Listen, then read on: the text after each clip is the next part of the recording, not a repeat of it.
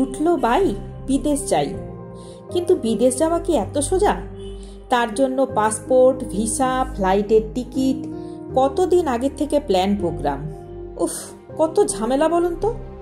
আরে দাঁড়ান, আজ যেখানে যাব সেটা বিদেশ তো বটে, কিন্তু সেখানে পাসপোর্ট, ভিসা এসব কিছুই লাগবে না। আজকের ভিডিওতে আমি আপনাদের সঙ্গে শেয়ার করব কিভাবে একদিনের জন্য আমাদের পার্শ্ববর্তী প্রতিবেশী দেশ ভুটান আপনারা ঘুরে আসতে পারবেন, তার সমস্ত তথ্য। একদিনের এই ঘোরার অভিজ্ঞতা বেশ ভালো, তবে শেষের দিকে একটু ঝামেলায় পড়েছিলাম, সেগুলো সবই শেয়ার করব। আমরা যাত্রা শুরু করেছিলাম আলিপুরদুয়ার থেকে আমাদের পার্সোনাল কারে। আপনারা যেখান থেকেই আসুন না কেন আপনাদের জয়গাঁও হয়েই ভুটানে প্রবেশ করতে হবে। যোগাযোগের মাধ্যম হলো বাস, ভাড়া গাড়ি বা পার্সোনাল কার। আর এই জয়গাঁও হলো ভারত তথা পশ্চিমবঙ্গের আলিপুরদুয়ার জেলার শেষ শহর। আলিপুরদুয়ার থেকে জয়গাঁও যেতে সময় লাগে 1.5 থেকে 2 ঘন্টা। এই 2 ঘন্টার জার্নি কিন্তু একদমই বোরিং নয়। সুদূর প্রসারী চা বাগান, ঘন জঙ্গল পথের এই যাত্রা বেশ রোমাঞ্চকর। যাত্রাপথে চিলাপাতা ফরেস্টে দেখা মিলল এক গন্ডারের।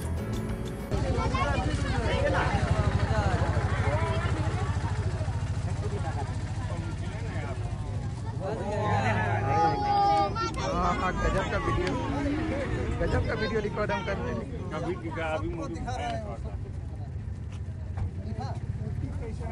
अभी मूडी उठाया थोड़ा सा रिकॉर्ड किया है ना, किसी के पास नहीं होगा।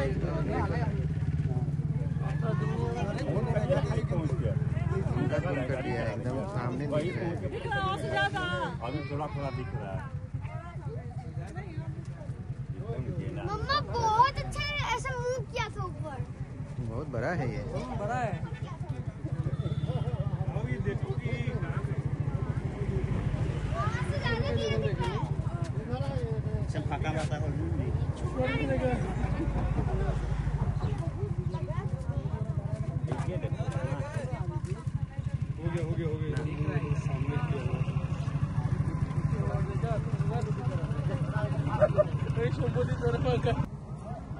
अरे भाई अरे नहीं इतना नहीं ला रे माया वो नहीं आएगा ओ ये भी अंदर का हां बोलेंगे नहीं नहीं भी दिया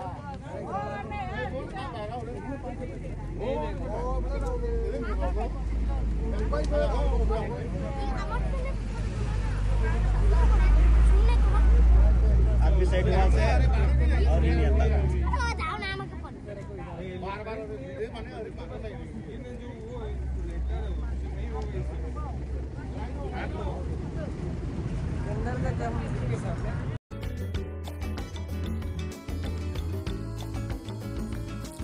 ওখানে কিছুক্ষণ সময় কাটিয়ে আমরা আবার রওনা দিলাম।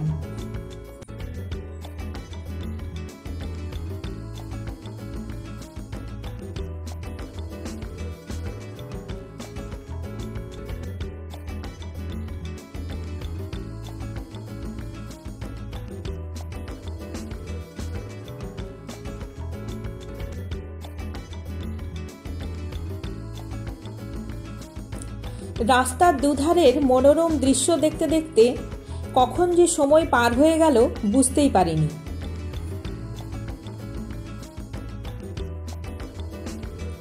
ঘড়ির কাঁটায় ঠিক 12টা, আমরা পৌঁছে গেলাম জয়গাঁও।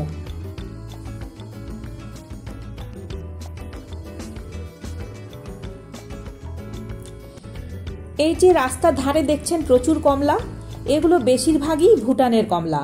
আর ভুটানের কমলা সত্যিই খেতে অসাধারণ। আমরা ফেরার সময় কিনেও নিয়ে এসেছিলাম। যাই হোক, অবশেষে পৌঁছে গেলাম গন্তব্যে। ওই যে সামনে দেখা যাচ্ছে ভুটানের প্রবেশদ্বার। আমাদের গাড়ি এখানেই আমাদের ছেড়ে দিল। আমাদের পায়ে হেঁটেই প্রবেশ করতে হবে, তবে এই গেট দিয়ে নয়।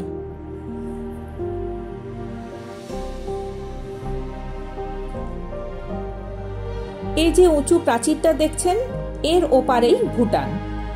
সামনে সিকিউরিটি চেক করে আমাদের ঢুকতে হবে।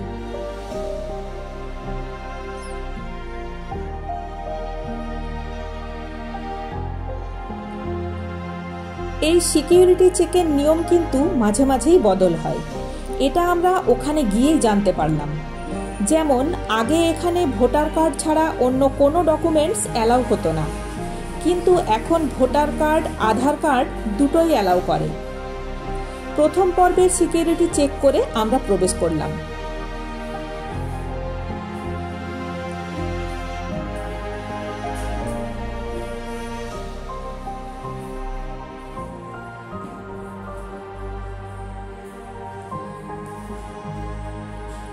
এরপর মূল পর্ব, অর্থাৎ এখানে অন ডিউটি স্টাফরা আপনাদের ডকুমেন্টস ভেরিফাই করবে, আপনাদের ছবি তুলবে এবং আপনাদের সমস্ত ডাটা ওদের সিস্টেমে এন্ট্রি করে আপনার রেজিস্ট্রেশন করবে। তবে আপনি ভেতরে যাওয়ার অনুমতি পাবেন, যদিও এই প্রসেসে সময় খুবই কম লাগে।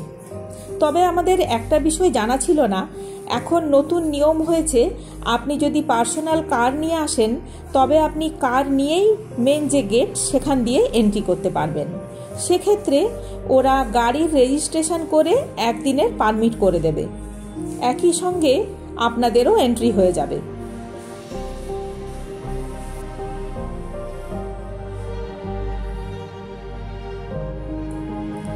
এই যে সামনের ডেস্কগুলো দেখছেন, এখানে অন ডিউটি স্টাফরা বসে থাকেন, ওরা সমস্ত ডাটা সিস্টেমে এন্ট্রি করে আপনাদের ভেতরে ঢোকার অনুমতি দেবে।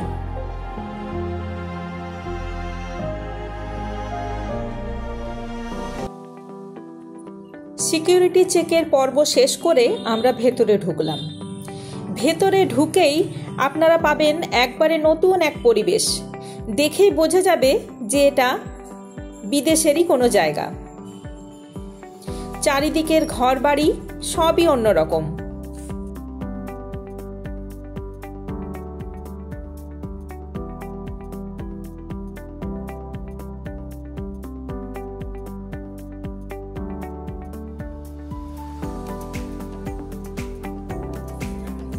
এরপর ওখানকার স্থানীয় গাড়ির চালকেরা আপনাদের এসে ছেঁকে ধরবে, বলবে ওরা সারাদিন আপনাদের বেশ কয়েকটা পয়েন্ট ঘুরিয়ে দেখাবে। আপনাদের কাছে গাড়ি না থাকলে ভাড়ার গাড়ি তো নিতেই হবে, কোনো একজনের সঙ্গে দরদাম করে গাড়ি ঠিক করে নিতে হবে। এখন আমরা আছি ফুনসোলিংয়ে। ফুনসোলিং হলো ভুটানের একটি সীমান্ত শহর। ভারত থেকে ভুটানে প্রবেশের সময় ভুটানের এই শহরটিতেই প্রথমে যেতে হয়। এটি দেশের দ্বিতীয় বৃহত্তম শহর এবং এটি ভুটানের প্রবেশদ্বার নামেও পরিচিত। শহরটি চুখা জেলাতে অবস্থিত। এটি ভুটানের শিল্প বাণিজ্য শহর, কারণ এই শহর দিয়েই ভুটানের সঙ্গে ভারতের বেশিরভাগ ব্যবসা বাণিজ্য হয়। এক সময় এই শহরে ভুটানের রিজার্ভ ব্যাংকের সদর দপ্তর অবস্থিত ছিল। পরে ওই দপ্তর ভুটানের রাজধানী শহর থিম্পুতে স্থানান্তরিত করা হয়েছে। এই শহরের কাছেই চুখা জলবিদ্যুৎ কেন্দ্র নির্মাণ করা হয়েছে।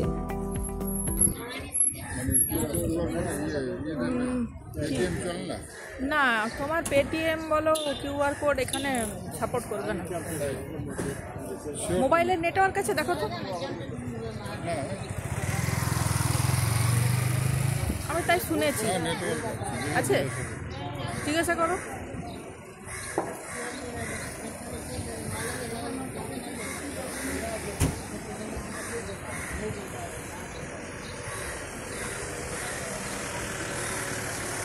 पेटीएम पेमेंट होता है मैडम?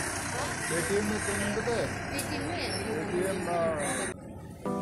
এখানে এলে আপনাকে সঙ্গে ক্যাশ নিয়েই আসতে হবে, কারণ এখানে অনলাইনে কোনো অ্যাপের মাধ্যমে আপনি পেমেন্ট করতে পারবেন না।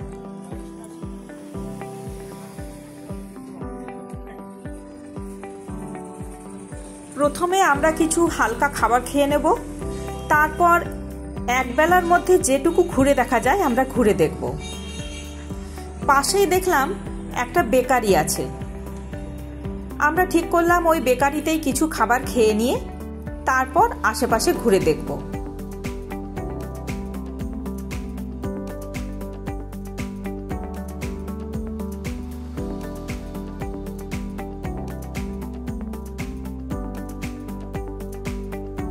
এই প্রসঙ্গে আপনাদের একটা কথা বলে রাখি, ফুনসোলিংয়ের মার্কেটটা কিন্তু বেশ সুন্দর।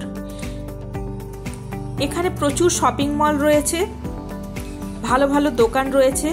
আপনারা যেটুকু টাইম এখানে থাকবেন, সময় পেলে এখান থেকে মার্কেটিং করতে পারেন। আর তাছাড়া এখানে কিন্তু ব্র্যান্ডেড ফরেন লিকার, ওয়াইন খুব কম দামে পাওয়া যায়। আপনারা চাইলে একটা দুটো কিনে নিয়ে যেতেই পারেন।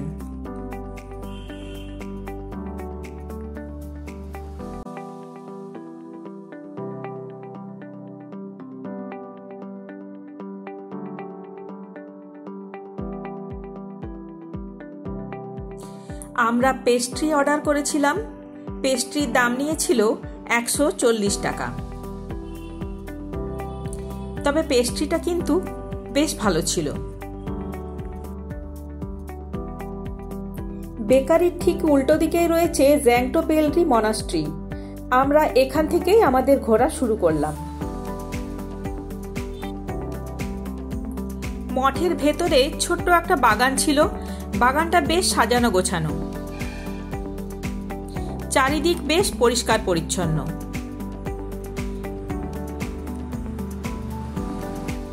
খানিকক্ষণ সময় কাটানোর জন্য বেশ ভালো জায়গা।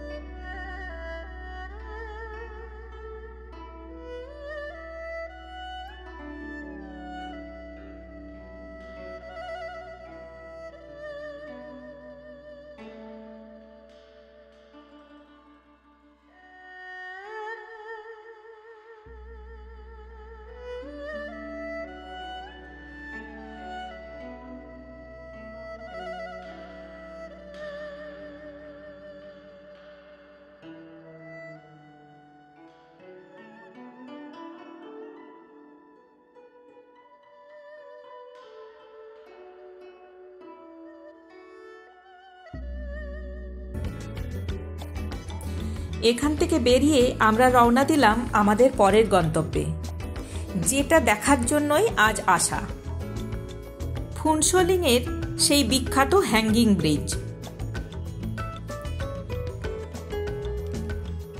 ফুনসোলিং থেকে এই ব্রিজের দূরত্ব 8 কিলোমিটার। যেতে সময় লাগবে 10 মিনিট মতো।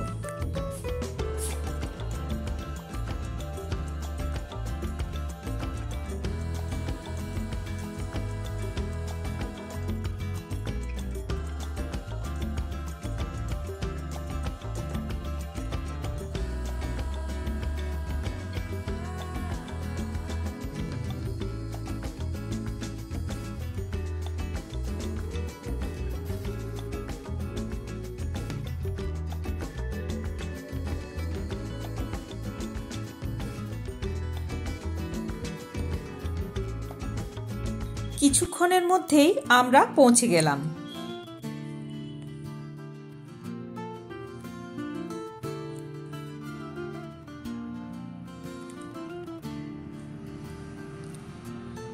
পাশে এই যে বড় ব্রিজটা দেখা যাচ্ছে, এর নাম আমোচু সাসপেনশন ব্রিজ।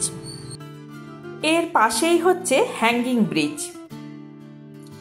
ব্রিজে হাঁটার সময় নিচের দিকে তাকিয়ে বেশ ভয়ই লাগছিল। ব্রিজটা অনেকটাই উঁচুতে, আর একসঙ্গে এত মানুষ হাঁটাহাঁটি করছে, ব্রিজটা রীতিমতো দুলছিল, সেই জন্যই একটু ভয় বেশিই লাগছিল। রাস্তায় আসার সময় এক স্থানীয় মানুষের সঙ্গে দেখা হওয়াতে উনি এই ব্রিজটার নাম বললেন তুরসা ব্রিজ। দুরন্ত গতিতে নিচ দিয়ে বয়ে চলেছে আমচু নদী। এই নদীরই পশ্চিমবঙ্গে এবং বাংলাদেশে নাম তোরসা। আমচু নদীর ওপর ব্রিজ বলে এই ব্রিজটার নাম আমচু সাসপেনশন ব্রিজ। যেহেতু নদীটা পরে গিয়ে তোরসা নাম হয়েছে, সেই জন্যই হয়তো এখানকার লোকে অনেকে এটাকে তুরসা ব্রিজ বলে।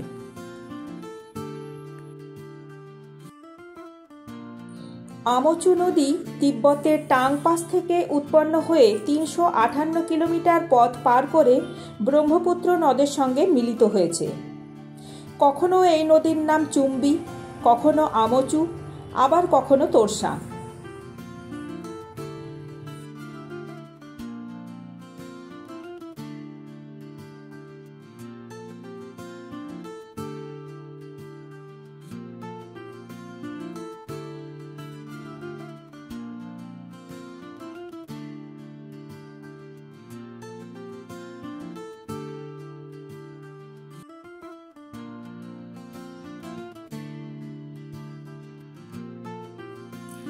সবুজ পাহাড়ে ঘেরা পরিবেশ, পাহাড়ি নদী, সব মিলিয়ে এক দুর্দান্ত অভিজ্ঞতা।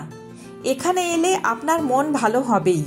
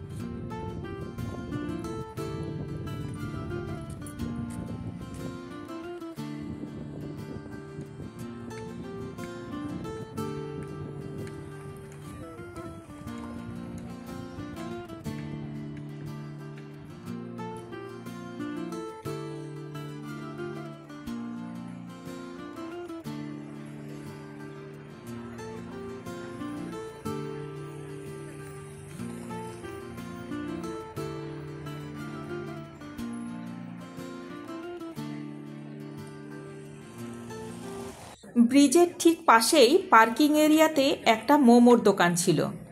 আমরা সেখানে ভেজ মোমো অর্ডার করলাম। वो स्प्राइट कितने का है ये? 30 का है।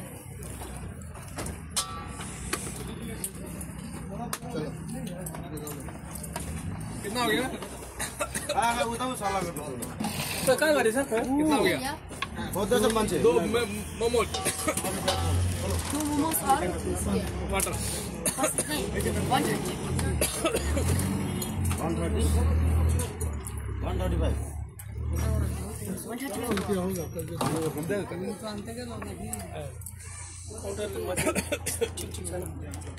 अरे पानी ले लीजिए ना। हो जाएगा। পার প্লেট মোমোর দাম ছিল 60 টাকা। মোমোটা বেশ ভালো ছিল।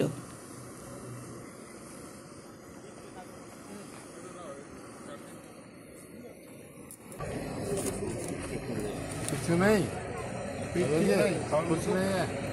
नहीं वो नहीं है, पिक नहीं है। অল্প দিও হবে। 3 प्लेट 3 प्लेट कितना? 3 प्लेट 180। 3 প্লেট 180। 1 कब देना होगा? ऊपर दीजिए।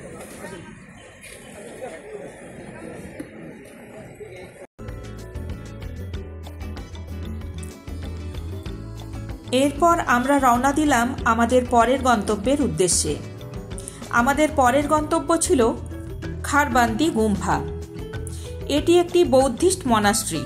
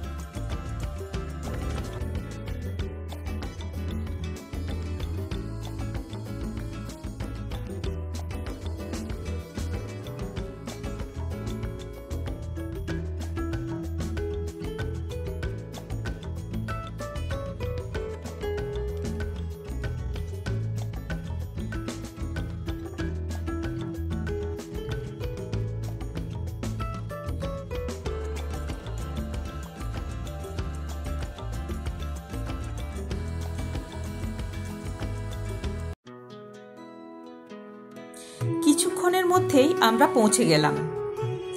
এখানে গাড়ি পার্কিং করে আমাদের এন্ট্রি করার জন্য টিকিট কাটতে হলো। টিকিট লাগলো পার হেড 30 টাকা করে।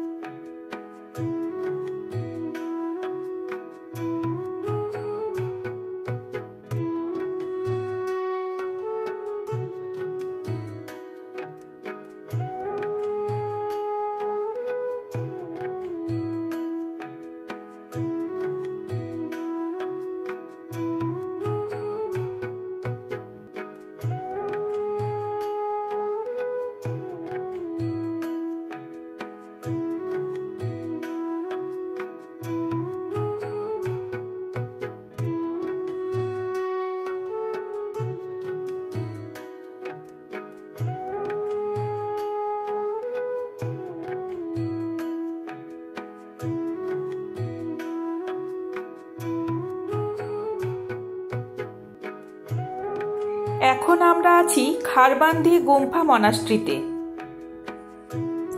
এটি সমুদ্রপৃষ্ঠ থেকে প্রায় 400 মিটার উঁচুতে অবস্থিত।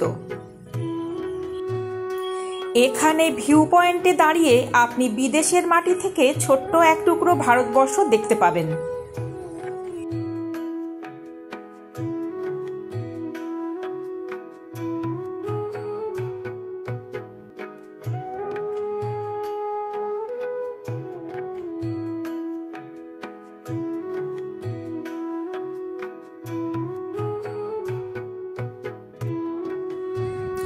ওই দূরে দেখা যাচ্ছে আমাদের দেশ ভারতবর্ষ তথা পশ্চিমবঙ্গের শেষ শহর জয়গাঁও।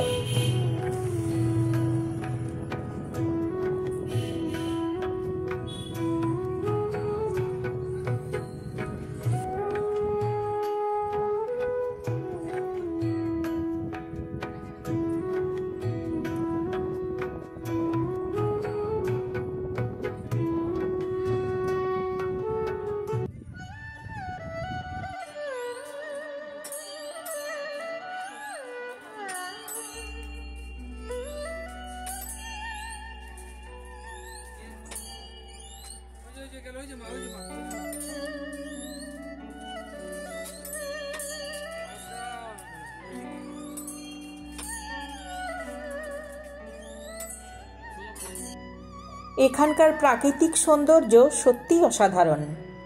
মনাস্ট্রির ভেতরে ছবি তোলা নিষিদ্ধ, তাই আমি ভেতরের ছবি তুলতে পারিনি। এই মনাস্ট্রিটি 1967 সালে স্থাপিত হয়েছিল। স্থাপন করেছিলেন তৎকালীন ভুটানের রানী আশি ফুনসো।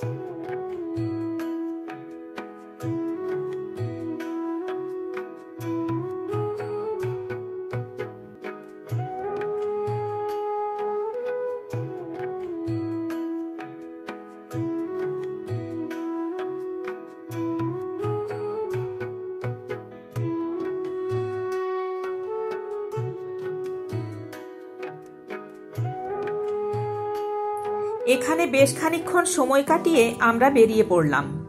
আজ আমাদের ঘোরা এই পর্যন্তই ছিল, তবে হাতে একটু সময় ছিল বলে আমরা ফুনসোলিং শহরটা একটু ঘুরে দেখে নিলাম।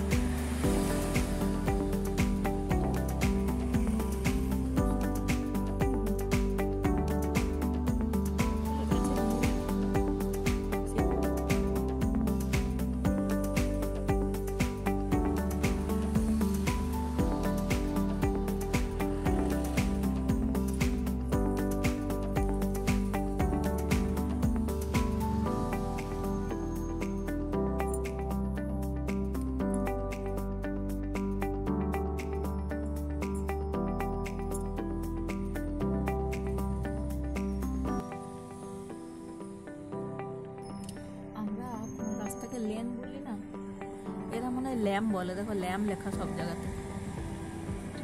এখানে ল্যাম বলে বোধহয় না?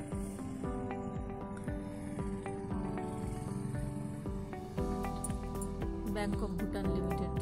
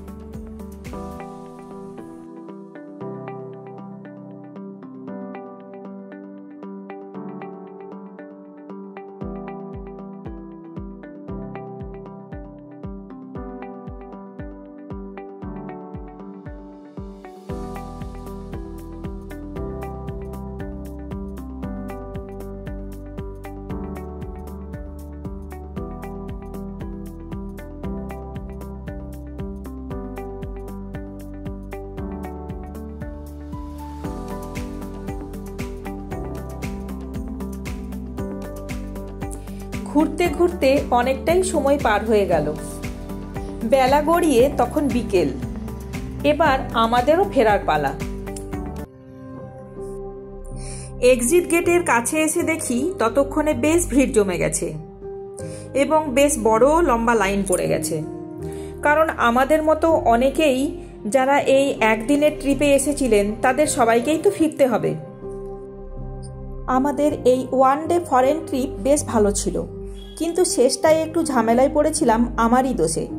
এক্সিট লাইনে দাঁড়ানোর কিছুক্ষণ পর মনে পড়ল আমার আধার কার্ড গাড়িতেই থেকে গেছে, কিন্তু ততক্ষণে গাড়ি বর্ডার পার করে চলে গেছে, তাই আর কিছু করার নেই।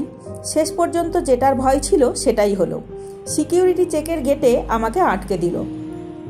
আমি অনেক রিকোয়েস্ট করেও কোনো কাজ হলো না।